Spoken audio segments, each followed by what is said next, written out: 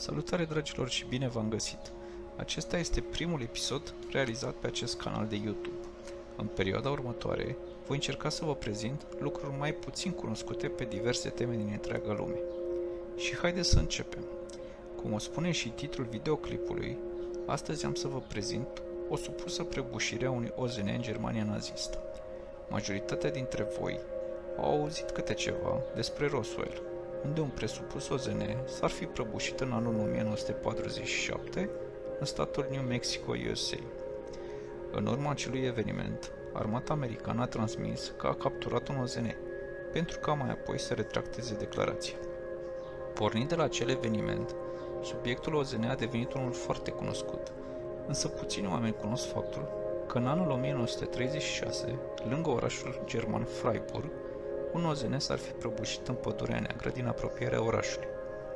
Persoana care a scos la iveală acest eveniment este scriitorul cunoscut sub pseudonimul John von Helsing. Obiectul zburător neidentificat a fost recuperat de către armata germană și trimis către orașul Büren, la un castel ce a devenit mai târziu cunoscut drept o adevărată fortăreață nazistă condusă de însuși Himmler. Motivul acestui transport a fost faptul că guvernul nazist a încredințat aceste resturi lui Hans Kammler pentru a înțelege tehnologia și pentru a o replica pentru producția masă pentru mașinăria de război nazistă. Această relatare față de evenimentul de la Roswell nu deține foarte multe dovezi sau relatări din partea martorilor. Scepticii au transmis chiar că tot acest eveniment ar fi o invenție a scriitorului John von Helsing. Însă nu mai puțin adevărat este faptul că la debutul celui de-al doilea război mondial, Germania nazistă avea, conform istoricilor, zeci de ani de avans tehnologic față de orice altă țară din lume. Iar în timpul războiului, aviația aliaților era deseori vizitată de OZN-uri pe care soldații chiar le-au atribuit o denumire, și anume Foo Fighters. Odată cu încheierea celui de-al doilea război mondial, au apărut foarte multe relatări și documente ce atestă faptul că Germania nazistă deținea obiecte zburătoare foarte avansate pentru acea vreme, ce au fost capturate după caz de către armata americană sau sovietică. Cel mai celebru astfel de aparat zburător îl reprezintă în traducere liberă clopotul. Relatările spun că acest dispozitiv nu numai că era capabil de a zbura, ci și de a călători în timp.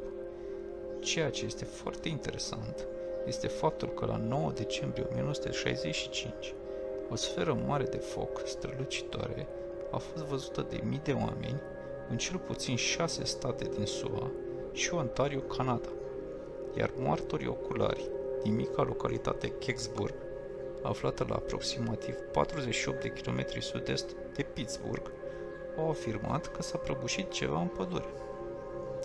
Membrii departamentului de pompieri voluntari locali au declarat că a fost găsit un obiect în formă de ghindă, la fel de mare ca un Volkswagen Beetle.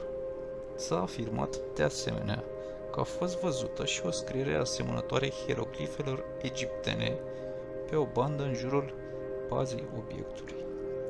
Datorită asemănării extraordinare a celor două obiecte, prezentatorii emisiunii Extraterestri Antici au declarat că cele două obiecte ar fi unul și același și că Hans Kammler ar fi folosit clopotul pentru a scăpa de forțele aliate în ultimele zile înainte de ziua victoriei în Europa, folosind călătoria în timp și sfârșind prin a ateriza lângă Kecksburg.